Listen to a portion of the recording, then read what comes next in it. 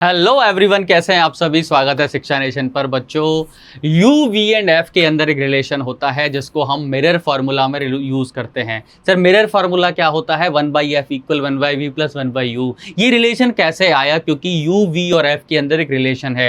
वो lens formula में भी होता है एक रिलेशन, और मिरर फार्मूला में भी होता है। तो मिरर फार्मूला और लेंस फार्मूला का डेरिवेशन हम अलग अलग करते हैं। तो बस इनके अंदर हम एक रिलेशन निकालते हैं, ऑब्जेक्ट डिस्टेंस, इमेज डिस्टेंस और फोकल लेंथ के बीच। इससे ज़्यादा कुछ भी नहीं है, ये बस एक रिलेशन है। तो बच्चों, चलिए इसकी शुरुआत करते हैं, इनको डराइव करते हैं कि कैसे हम एक मिरर फार्मूला का डेरिवेशन कर सकते हैं। तो चलिए बच्चों इसका डेरिवेशन करते हैं आज।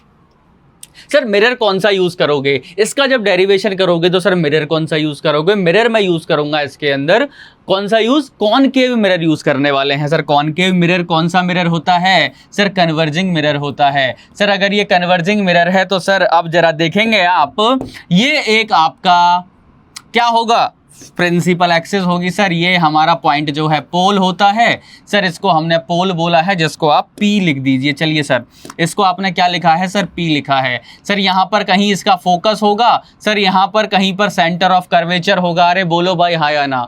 R = 2F इसके अंदर लगता है। तो एक ऑब्जेक्ट को मैंने प्लेस किया है बच्चों यहाँ पर, जिसको हम बोल देते हैं कि सर ये AB है।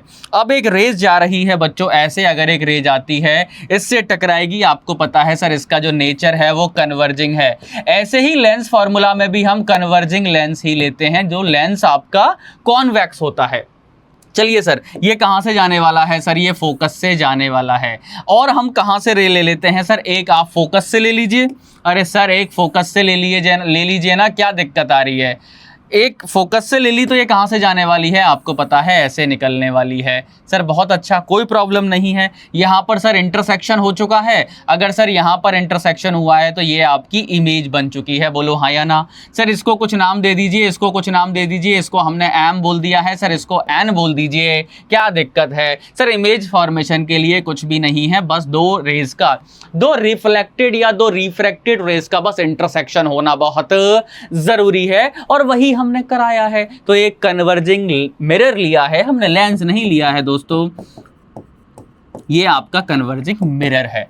ओके, तो ये क्योंकि ये आपको देखिए, जो केव वाली साइड होती है इसमें वो रिफ्लेक्टिंग होती है, बस इतना है। अब जरा देखो इसमें हम क्या करने वाले हैं, इसका हम डेरिवेशन करने वाले हैं। तो इसमें आपको एक ट्राइंगल दिख रहा होगा कि सर यहाँ से लेकर यहाँ तक, यहाँ से लेकर सर यहाँ तक फोकल लेंथ होती है। ये सर आपका ऑब्जेक्ट डिस्टेंस है। अरे बोलो भाई, क्या है ये आपका सर ऑब्जेक्ट डिस्टेंस है, जिसको हम U बोल देंगे। ये आपका U हो जाएगा। और यहाँ से लेकर यहाँ तक आपका इमेज डिस्टेंस होगा। यहाँ से लेकर यहाँ तक का आपका इमेज डिस्टेंस हो जाएगा। तो U क्या है आपका? Sir, image. ये हो जाएगा आपका ऑब्जेक्ट डिस्टेंस।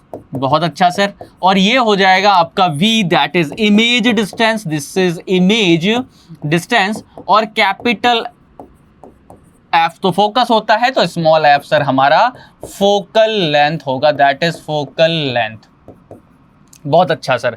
अब बस इसके अंदर हमें एक रिलेशन निकालना है। इस रिलेशन को जरा गौर से देखिए। सर, एक ट्राइंगल हमको ये वाला दिखाई दे रहा है। कौन सा वाला ट्राइंगल दिखाई दे रहा है बच्चों?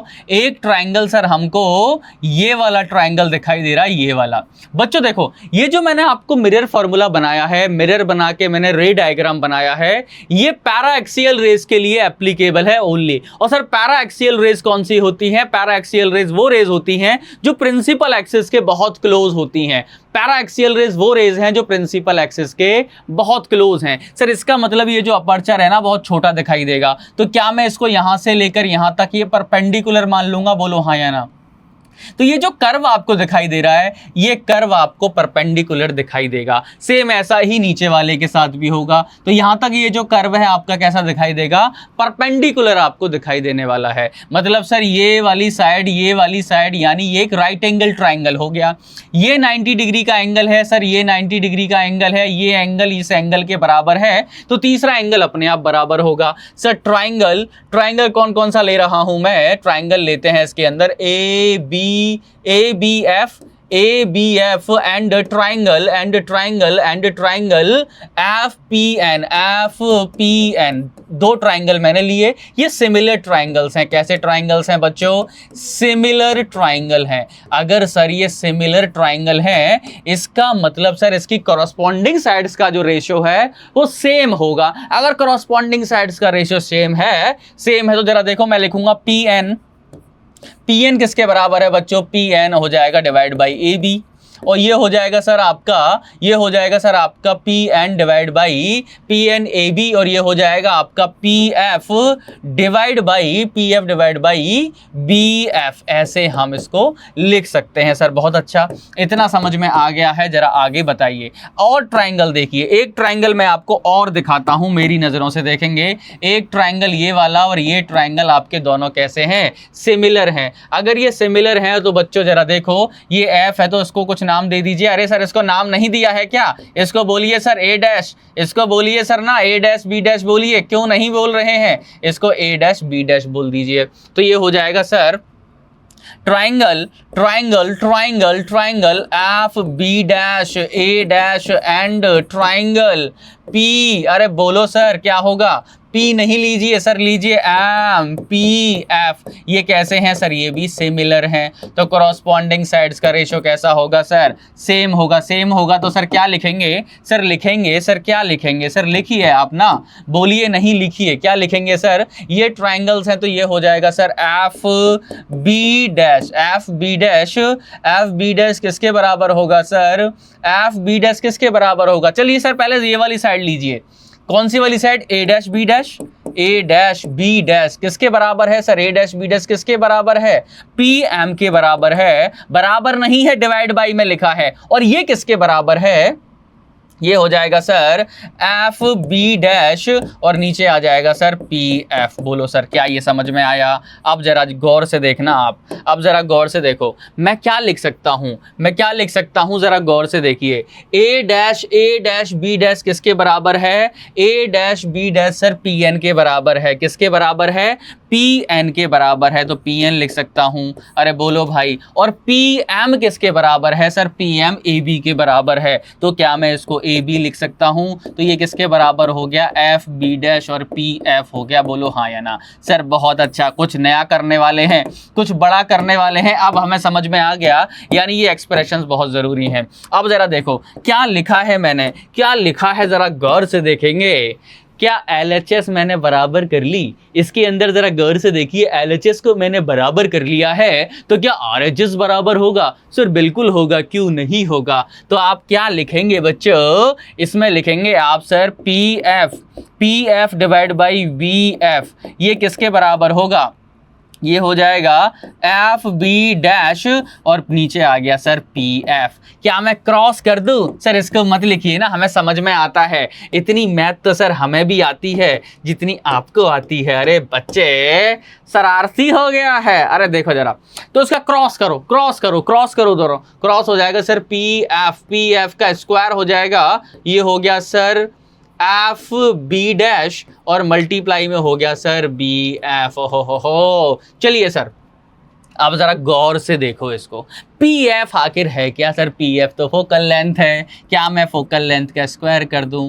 एफ बी डैश क्या है सर? एफ बी डैश ये अगर मुझे निकालना है तो वी माइनस एफ कर दूं? सर कर दीजिए ना। और अगर मुझे बी एफ निकालना है तो क्या इस पूरे में से एफ को हटा दूं? अरे सर हटा दीजिए ना, किसने मना किया है? आप तो सर कुछ भी कर सकते हैं। धन्य हो प्रभु, धन्य हो। अब सर जरा देखिए इनका क्या मल्टीप्लाई कर दूं? कर दो बच्चों। क्या प्रॉब्लम आ रही है सर? यू वी हो जाएगा माइनस सर एफ बी हो जाएगा माइनस यू एफ हो जाएगा सर प्लस का एफ स्क्वायर हो जाएगा। सर एक बात समझ में आ गई कि एफ स्क्वायर से एफ स्क्वायर कट हो जाएगा। और बच्चों ये U V minus F B minus U F तो है और ये आपका ज़ीरो है। ये U V minus F B minus U F है। इसको डिवाइड कर दीजिए सर। किससे डिवाइड करेंगे? By U V F. तो ये तो जीरो ही रहने वाला है। U V divide by U V F minus V F divide by U V F minus U F divide by U V F. Sir जो कट हो सकता है उड़ाइए, यू वी से यू वी गया, वी एफ से sir V F गया, sir U F से sir you और एफ गया। सर बोलिए क्या इतना समझ आया? अरे बोलो भाई, क्या इतना समझ में आया? अरे ऐसे बोलोगे नहीं तो कैसे समझ में आएगा। चलो अब यहाँ क्या बचा सर, 1/f बचा माइनस 1/u बचा 1/v बचा। जरा गौर से देखेंगे, क्या इसको उधर लेकर आ जाऊं तो 1/f क्या हो गया सर, 1/v प्लस 1/u। और बच्चों यही तो होता है क्या हमारा मिरर फार्मूला। अरे सर आपने मिरर फार्मूला निकाल दिया है क्या? हमें तो पता ही नहीं चला। अरे बोलो भाई, सर यही तो होता है mirror formula. Sir 1/f equal 1/v, sir 1/f equal 1/v plus 1/u होता है, दैट इज मिरर फार्मूला।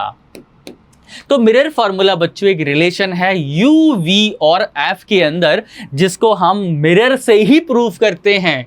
अरे मिरर की ही हेल्प लेते हैं, यू वी एफ के अंदर एक रिलेशन निकालते हैं और वो रिलेशन दोनों के लिए वैलिड है। ये दोनों के लिए वैलिड होगा, it is valid only for convex as well as concave. तो मैं यहाँ पर नोट डाल देता हूँ सर, यहाँ पर ही लिख दीजिए 1/f equal 1/v plus 1/u। It is valid for both. Valid for both. It is valid. It is valid for both concave as well as concave as well as convex as well as convex। तो ये दोनों के लिए valid है। ऐसा नहीं है कि ये एक ही वैलिड, मैंने एक के लिए प्रूफ किया है तो ये इसी के लिए वैलिड है। नहीं बच्चा लोग इस बात से आप बेफिक्र रहिए कि सर ये एक के लिए नहीं, दोनों के लिए वैलिड है। तो UVF के अंदर तो उसके अंदर भी रिलेशन होता है और इसके अंदर भी रिलेशन है, तो ये दोनों के लिए वैलिड है। कोई दुख दर्द पीड़ा का कारण नहीं होना चाहिए। तो सर अब हमको समझ में आ गया।